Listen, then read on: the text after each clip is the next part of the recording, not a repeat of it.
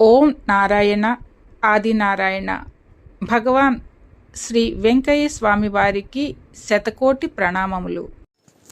సద్గురు బంధువులందరికీ నమస్కారం అండి. అవధూత వెంకయ్య స్వామి చరిత్ర పునఃప్రారంభం. ఈ పొరపాటు జరగకుండా ఉండాలంటే కొంతమంది సద్గురువుల చరిత్రలు బోధలు చదవాలి. అనేక మంది సద్గురువులను దర్శించాలి. దైవం అనే బంగారం ఎలా ఉంటుందో తెలియనిదే మన సద్గురువు అనే బంగారు ఉంగరం యొక్క విలువను మనము గుర్తించలేము. తేనె యొక్క విలువను తెలిసి గుర్తించగల తేనెటీగ మాత్రమే తేనె గల పువ్వులన్నిటినీ గుర్తించి ఆశ్రయించగలదు. ఆ పువ్వు యొక్క నామ రూపాలు పాటించుకోకుండా దానిలోని దాగి ఉన్న తేనెను గ్రహించగలదు.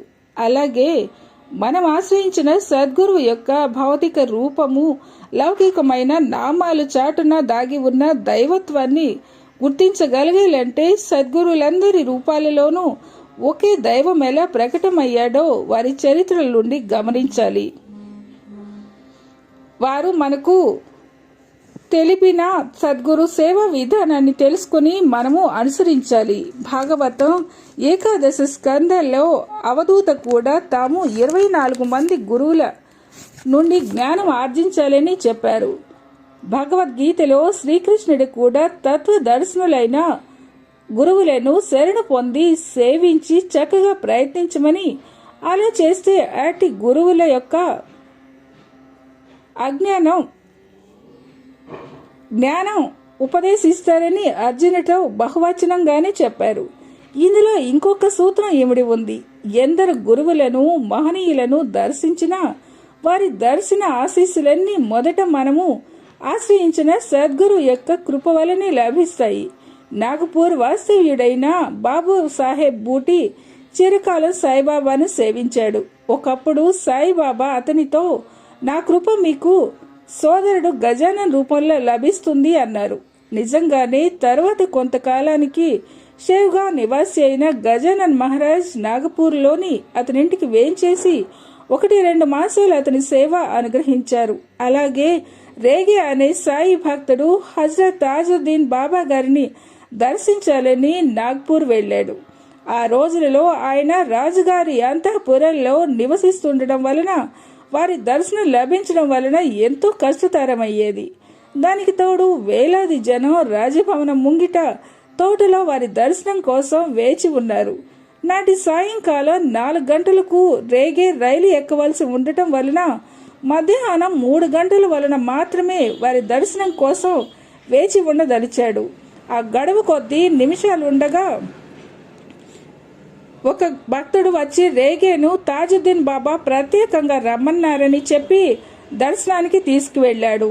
మరొకప్పుడు పూణేలో ఒక కుటుంబం కాకా మహారాజ్ అనే మహాత్ముని దర్శించి తమ ఇంటికి రమ్మని ఆహ్వానించారు. కానీ ఆయన అంగీకరించలేదు. వారు అందుకు ముందు నుంచి కొలుస్తున్న సాయిని దర్శించి ఆయనతో చెప్పుకోకుంటే, ఆయన చింతపడకండి, కాకా మహారాజ్ మీ ఇంటికి వస్తారు అని ఆశీర్వదించి పంపారు. తర్వాత చిత్రంగా శ్రీ కాకా మహారాజ్ ఆ భక్తుల ఇంటికి వచ్చి 3 రోజులున్నారు. సాధకులు ఈ విషయం మరవకూడదు. ఉత్తమరాలైన ఇల్లాలిని ఎందరు గౌరవించినా ఆదరించినా అందుకు కారణం ఆమె పాతివ్రత్యమే కదా. ఈ సూక్ష్మం తెలియకుంటే, గుర్తించుకోకుంటే అనేక మంది మహనీయులను దర్శించినా కూడా చిత్త చాంచల్యమే కలుగుతుంది. ఆత్మజ్ఞానులైన సద్గురువులు అందరినీ తమ రూపాలుగానే చూసుకుంటారు కనుక తాము గురువులమని, మనము శిష్యులమని భావించరు. అందువలన మనం వారిని ఎలా సేవించవలసినది వారుగా మనకెన్నడూ చెప్పరు. ఎప్పుడైనా వారికి అర్హులైన భక్తులు దొరికితే వారితో మాత్రం తాము గురువుని ఎలా సేవించినది చెప్తారు. అదే మనకు మార్గదర్శకం. అదే వారి కృపను పొందడానికి ఏకైక మార్గం. మహాత్ములందరి చరిత్రలు చదవటం సాధ్యం కాదు కనుక కనీసం శ్రీ గురు చరిత్ర, శ్రీ సాయిబాబా జీవిత చరిత్ర, శ్రీ సాయి ప్రబోధామృతం అయినా చూస్తే సద్గురు సేవా విధానం తెలుస్తుంది.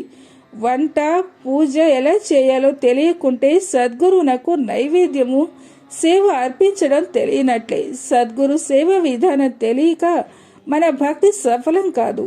రాజుకు కొడుకై జన్మించిన బాధ్యత ఎరుగని రాజకుమారుడు ఆయన నుండి రాజ్యం పొందలేక అందరు తల్లిదండ్రుల బిడ్డల వలనే మహారాజు నుండి తిండి బట్ట అత్యల్పమైన లాభం మాత్రమే పొందగలుగుతాడు. రాజ్యార్హత గల అంటే బాధ్యత ఎరిగిన మరొక రాజకుమారుడు రాజ్యాన్ని పొందినట్లే గురువును సేవించే విధానం తెలిసిన వారు మాత్రమే ఆయన నుండి ఉత్తమ ఫలితాన్ని పొందుతారు. గొలగమూడి దర్శించినప్పుడు స్వామి సన్నిధిలో కాలం వృధా చేసుకొనక ఈ చరిత్ర గ్రంథ పారాయణ అక్కడ దునికి సమాధి మందిరానికి ప్రదక్షిణ చేసుకోవాలి. ఇంటి వద్ద కూడా స్వామి పుణ్యతిథి పూర్తయ్యేలాగున నాటితో ఆరంభించి సప్తాహం పారాయణ చేసుకోవడం ఉత్తమం. దీనికి తోడుగా గురు వ్యాస పూర్ణిమకు పూర్తయ్యేలాగున శ్రీ గురు చరిత్ర, విజయదశమికి పూర్తయ్యేలాగున శ్రీ సాయిబాబా జీవిత చరిత్ర కూడా పారాయణ చేయడం ఎంతో శ్రేష్టం. మరో ఆడియోతో మళ్ళీ కలుద్దాం.